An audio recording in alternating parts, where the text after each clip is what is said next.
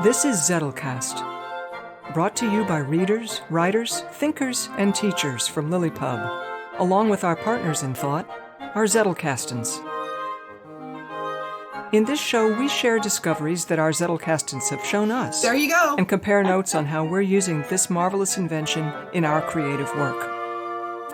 Thank you for joining us. All right, Book. Let's do it again. All right. Episode 37. What brings a Zettelkasten to life? Well, welcome to Zettelcast number 37, I believe. I'm Mel Jeffcoat, and I'm hosting today. And we're going to get started by getting a little philosophical here. My first question is, at what point does a Zettelkasten transform from simply being a collection of note cards into a conversation partner? And I have a little Jewish parable thought experiment where they take a rag and they twist the rag into a wick for the sacred oil candles in the ceremony. And so the question is, at what point does this mundane piece of trash, essentially, this old rag, become sacred? At what point does that happen? And, there isn't necessarily an answer to that, but contemplating what that might be is useful.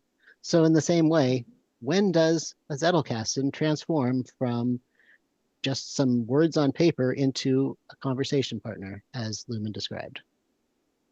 Well, it surprises the heck out of you.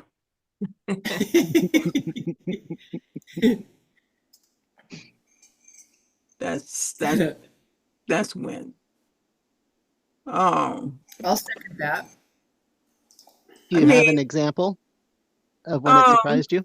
I mean, if the whole idea, when I was trying to get it together to answer this question, it occurred to us, well, yeah, when does that happen?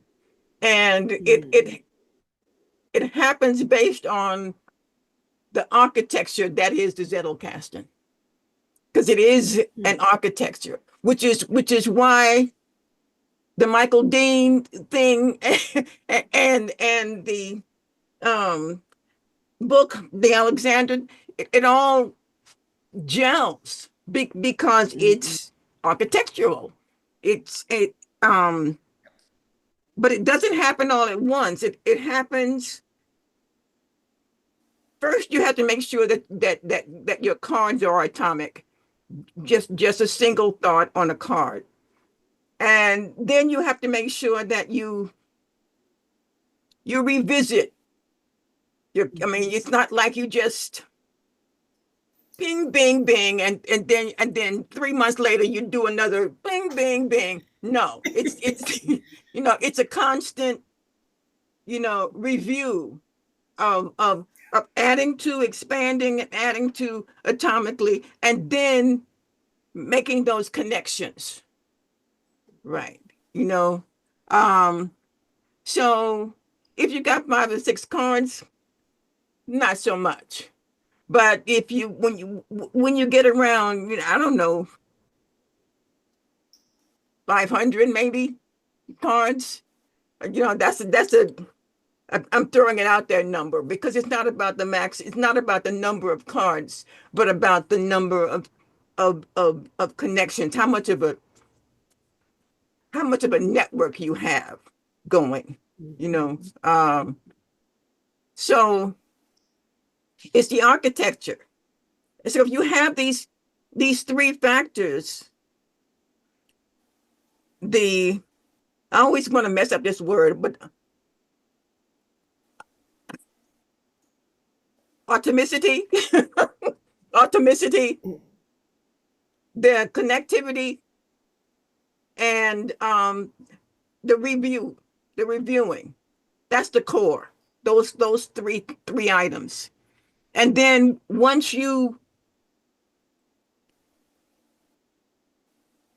somewhere when you're doing your review, something is going to jump out at you and smack you in the head, and that's your dialogue has begun, that's what I see. Everybody's Here, here. Yeah. We agree. Snaps. I'd like to follow on with that because I had very similar thoughts, but you know they come from they come from this person here, yes. and I also had three things. It started thinking about one and then kind of circling around and saying, oh, it's all of them. So one of them is as you say, revisiting it, but it's really treating the Zettelkasten itself like you would a trusted confidant. And a trusted confidant is somebody you tell everything to. What's on your mind? Share freely. Make a fool of yourself. Write a bunch of cards that's like, you look back and you go, geez, I don't know. It's fine. It's very the environment is super forgiving. So just share freely so that there's something for the Zettelkasten to respond with and to. And so trust is part of it. And then the thought that began all of this was I've mentioned this book before, or this way of working, Nancy Klein's thinking environment. Huge inspiration for me. The 10 components of the thinking environment. Every single one of those plays a part. And one that really grabbed me was the notion of ease. So the way she defines ease as discard internal urgency. Ooh. And so adopting a real spirit of patience with the process, because Lord knows it takes that, right? If you just dash off an index thing and you just pull it, you're in a hurry to file it, you haven't really given it. You haven't really allowed the participation to happen. So there's that. Highly recommend people look up Nancy Klein's thinking environment. And then the final one, again, is Christopher Alexander. And that is to be thinking of the space where you do it, the ceremonies that you perform there, as this is the place where this happens. This is the place where thinking partnership happens. And then just allow it to occur organically. So a lot of this is, I'm not answering the question when. It's like what seem to be the ingredients that allow it to emerge. For me. For us all. This is Nice. for us all. Taking notes. Yeah. Yeah. Even my disorganized pile, because it's getting better every day. So Yeah. that's okay.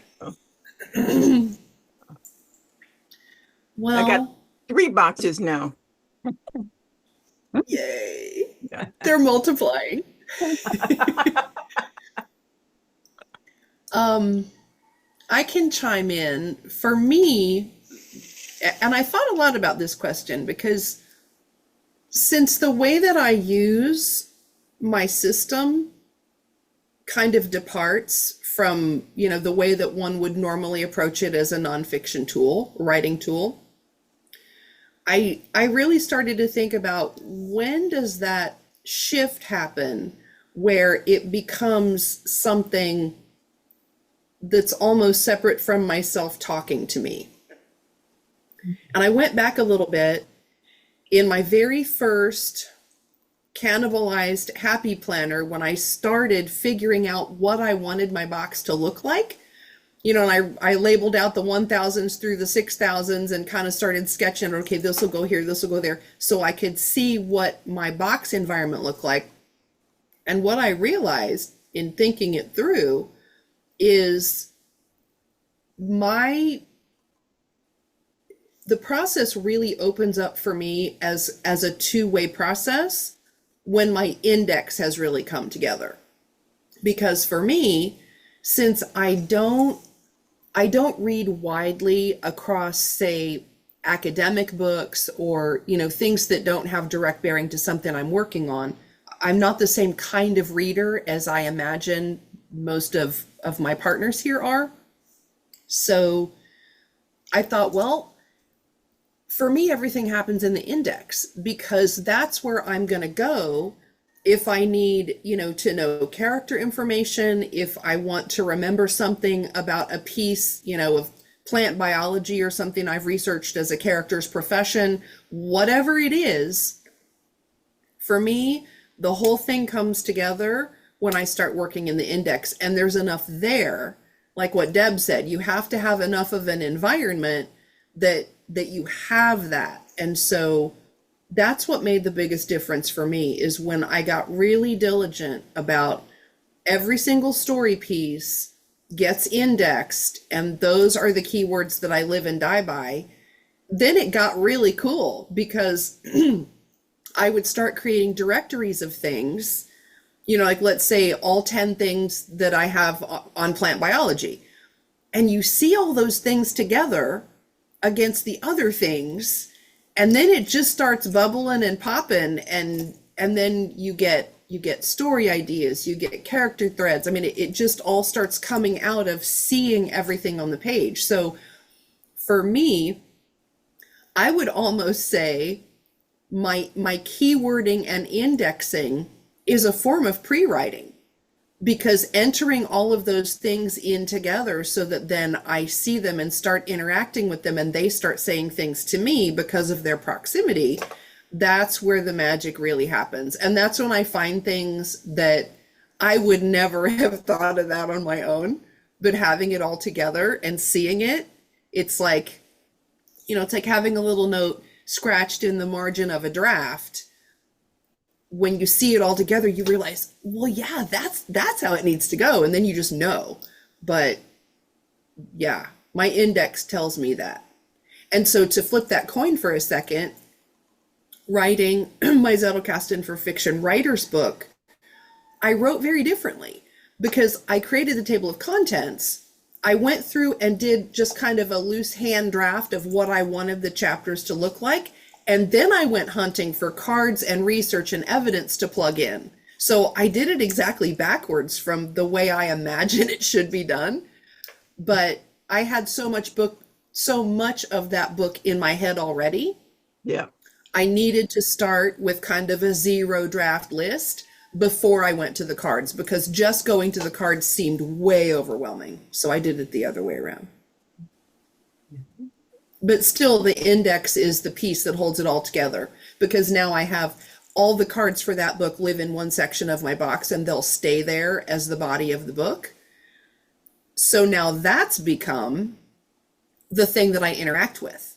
So if I want to, if I have a question in mind about chapter 8, I go to chapter 8 and look at those cards, and that's when the ideas start bubbling up. But it's just a little bit of a different than what I would consider the standard workflow. Well, I guess it's on me then. And when Deb, when you were talking, all I could do was nod my head because you were just expressing it so perfectly. It is that element of surprise that makes the Zettelkasten so joyful. And Julianne, when you were writing, all I could do was scribble as fast as I could, because the way you were looking at it was so new and fresh to me that I was just a delight, and I wanted to capture every minute of it, forgetting that, of course, this is recorded, and I could watch it again. Nice.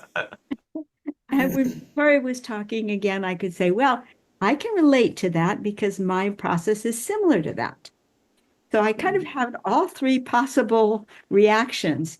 And so I want, rather than being redundant with, what the others have said, I'd like to bring a piece that's coming up for me right now. I am working on my newsletter for the month, and I've also started logging my process while I do my newsletter as a way of sharing it for people who want to know, well, how are you going to write from a Zettelkasten? I can't speak for the whole wide world, but I can give one real life example as it unfolds to see if by chance it might be helpful.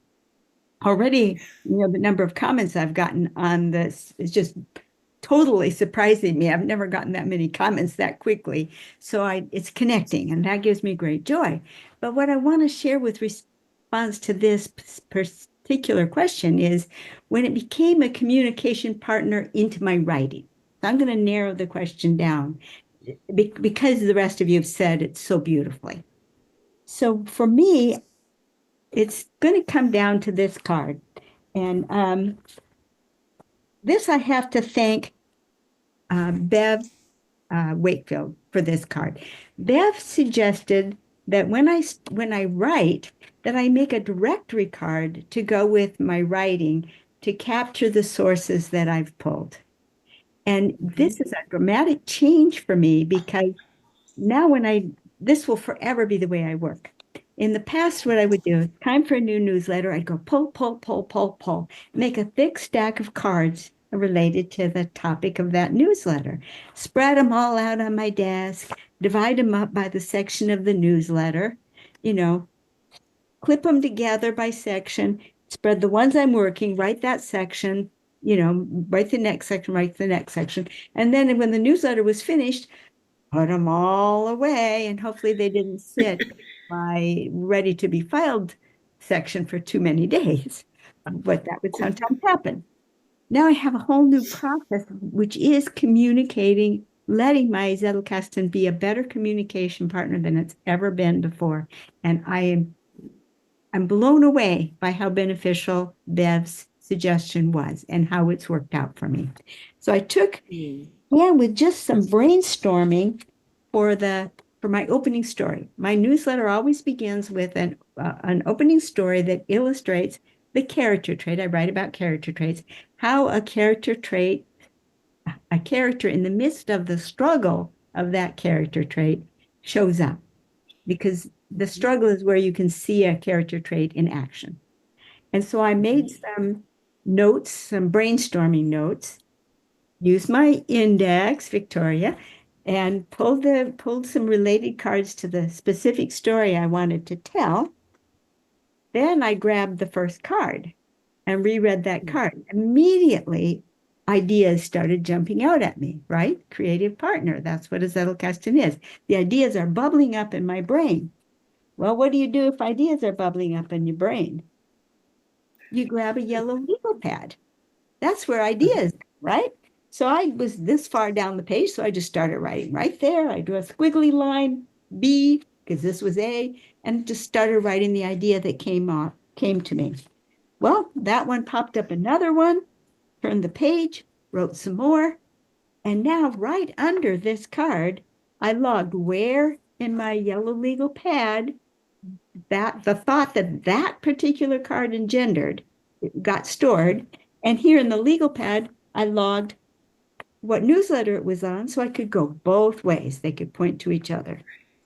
So now, after I finished that for the pieces that I needed for my story, it was so simple to then I now use a disc book for my writing for a particular purpose. So my first draft all my newsletter first drafts go in my newsletter notebook. It was too hard to flip back and forth between the yellow pages of the yellow legal pad and write on the yellow legal pad. But what a difference it made to just the fact of having these pieces and knowing which card they came off of made it so easy to draw from them to create my story. And it's really the same process, but there's something fundamentally different about it. And the thing that is fundamentally different about it speaks exactly to your question, Mel. It's how my Zettelkasten is talking differently to me now that I let credit it with its part in the conversation. acknowledge it as a real life contributor, not just a temporary writing prompt. Thank you, you did your work. Now go away. It's a genuine partner in the writing. So a big thank you to Beth.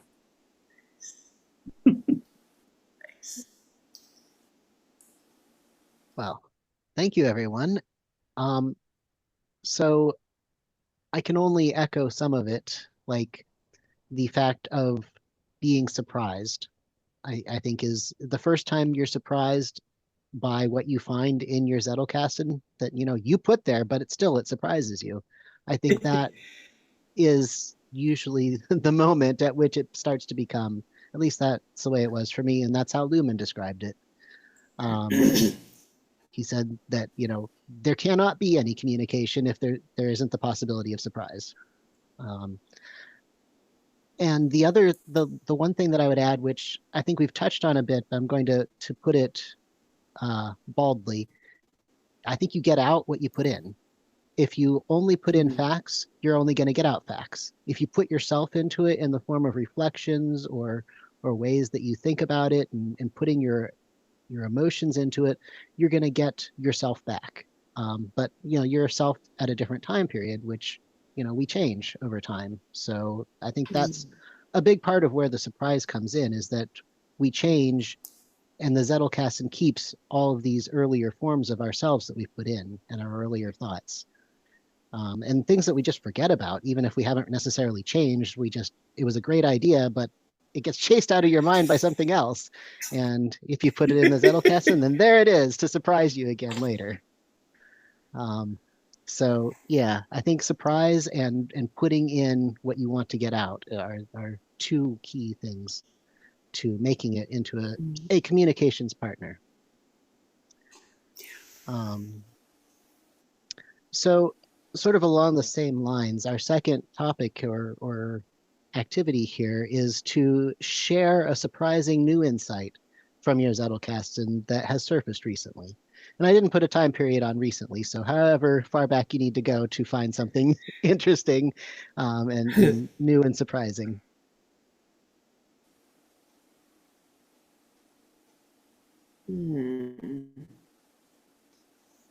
Well, I can go. I have started feeding Nadia Z with author cards.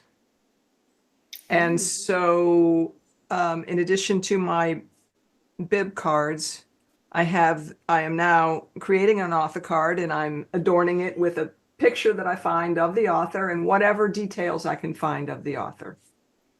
And one of the books that is a real inspiration for me for the Roanoke Project is called Life is a Game by Edward Castronova. It's a really beautiful book. Highly recommend it. And I had occasion in the last week to be revisiting that book because I've read it before I had a Zettelkasten, and now I feel like it's really important for me to make a bib card, at least from it. But when I started to make the author card, I looked up, well, what else has he done? What's his deal? And I was rewarded with the fact that he is a game designer, but he specializes on economy in game, economies, building an economy, and how important it is to get the economy right. And there's always payments and payoffs in a game. That is kind of built into the structure of the game. And the game that goes on in the Roanoke Project, its economy is a really important thing to be thinking about. And so the insight was, I already am familiar with the author who is going to be able to help me think about this, because a lot of his research and writing and presentation is on how to deal with an economy well and where people do it badly and fall down. So I feel like the ancestors who went to Lydia to make the game that's in the Roanoke Project are well aware of Edward Castronova, and so must we all be. Wow. There were a few other very surprising things that came out as well, insights. Most of them are spoilery, but there was an insight having to do with the henge, which I will share with my authors later.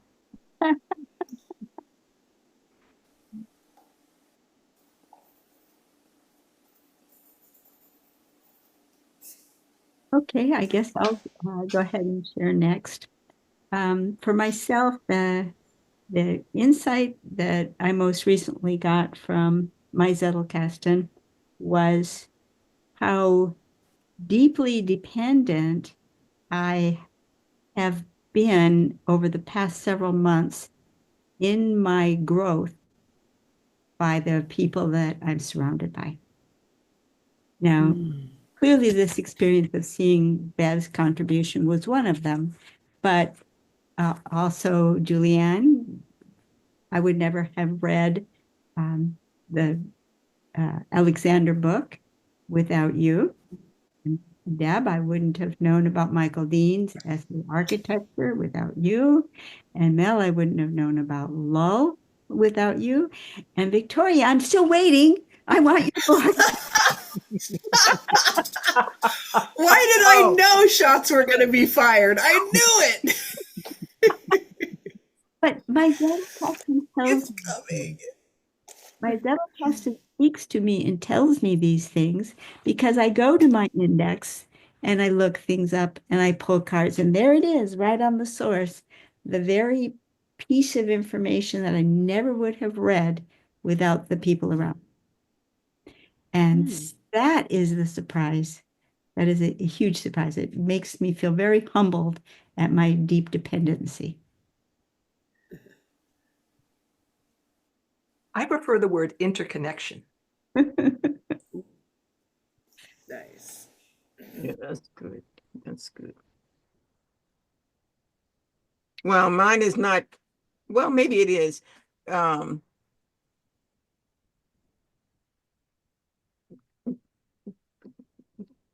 Everybody knows about me and the 28 character traits. Okay. And this ongoing battle that I have had, second skinning it. And so once you brought out the idea of these weekly character trait Zoom calls, and the idea of writing out something, right, to be able to present for that particular character trait and that particular the nuance of that particular character trait, I thought, okay, well, here's an opportunity. Okay, here's an opportunity. And boom, so I write out a 6-word thing, and it says, but no, that's not enough. You know.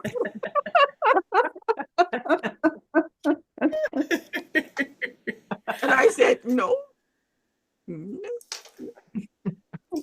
Where I can't do the Swedish professor, but where are the examples? Give me the examples. Right? So all of a sudden, I have in front of me this project that has the 6-word story, and then illustrations of each one of the struggles within that character trait, and then examples from the culture, from literature, from wherever, illustrating each one of these, and then some kind of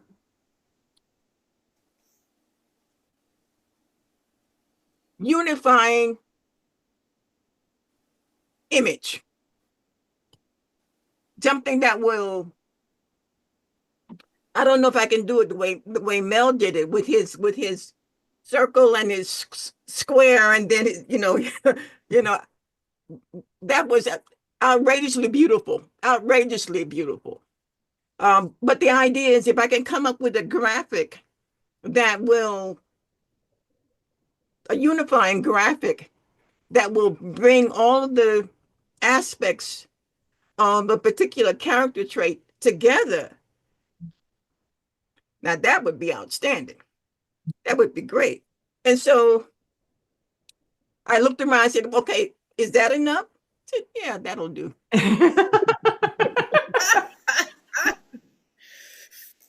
That'll do. That is fantastic. Yeah. That's where I am. That's So I have to jump on to everything Deb said because that's exactly where I am. Is it's come to the point where it shames me. I'll just say it. And it uses that nasty tone, same one. Well, what are you going to say about this? You can't say that. That's not documented. There's nothing in this section. Empty, zero, nothing. Like woman. That's the voice that I get out of Wilma all the time because I'll go to look for something and think, oh, I know I read something about this, or I remember jotting something down about that, and I go to my index and maybe there's a keyword there, maybe there's not, and then she starts shaming me. She's like, yeah, you should have installed those and then they'd be here. And yeah, it's all bad. So when Wilma got an attitude with me as I was going to find things, I thought, well, now isn't that something? Yeah, it's bad. She's mean. She's mean. Yeah. And calls me out in no uncertain terms. Yeah, you probably should have put that on a bib card, huh? And then you'd be able to find it. I mean, this goes on in my head all day long. The struggle is real. Now you're hearing the voice in the box. How do you get her to shut up? Right? She has the face of a mule. I thought putting it in the drawers would do it, but oh no, I never should have picked a mule as my Zettelkasten icon because now she's just running all over me. With her little snarly lip and her crooked ears, she doesn't care. So yeah, if I had to say anything I had discovered, it's that she will shame me and she won't feel bad about it. Tough love. Yes. Yes. It usually results in something good. Often I will drudgingly take her directions and go do the dang bib card and file the cards like I should have, but yeah. She has no problem calling me out.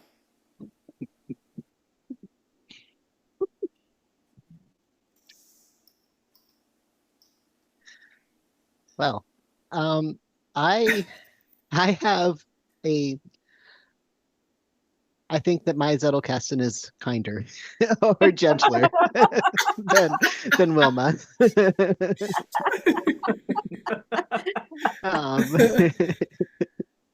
But actually, to do this exercise, I used an innovation from Julianne of the Z-log, which is a very handy way of finding, what are the most recently installed cards? And for anybody tuning in who hasn't heard of a Z-log before, it's just a chronological listing of all of the cards, the titles of all of the cards that you index on a particular day and install. And so that way, it makes it easy for what was the most recent insight that I got, real simple to find, but also you're like, I remember I did something. I don't remember what I called it. I'm not having any luck with the keywords, but I remember I was doing this other thing at the same time. Then you can look back and maybe find it that way more easily, rather than trying to search through your entire index term by term.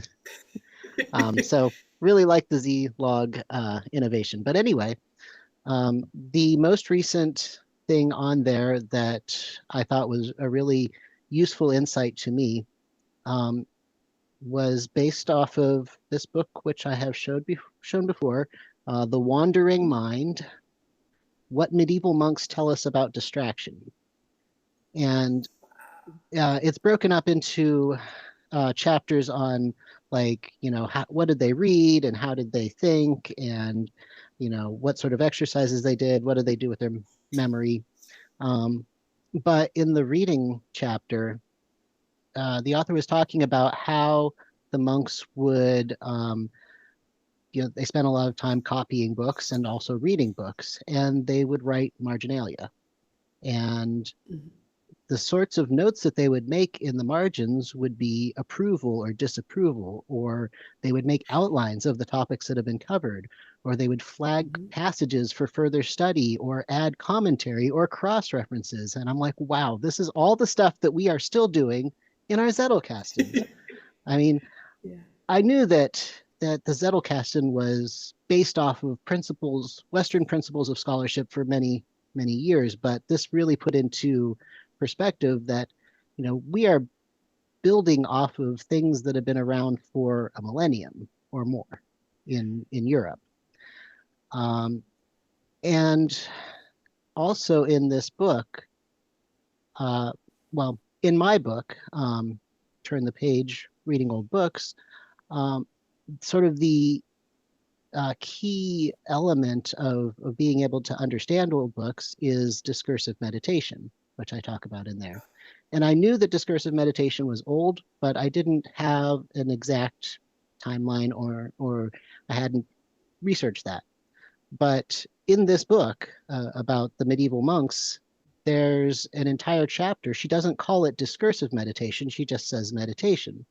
But what she describes is discursive meditation. So it was developed by these monks who were trying to focus on, keeping their focus on God, 1,000 years ago or more. And it's been a part of Western intellectual culture for, basically almost to the present. There's sort of a discontinuity where it got forgotten relatively recently.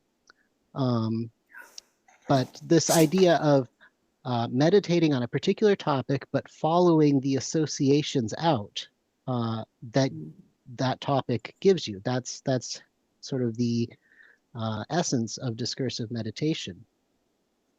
And I learned this discursive meditation, more than a decade ago. And so when I learned about Zettelkasten, I immediately said, these things go together. I mean, you take what you meditated on, you put it in the Zettelkasten and to save it, and you take from what you get from the Zettelkasten, you can meditate on it.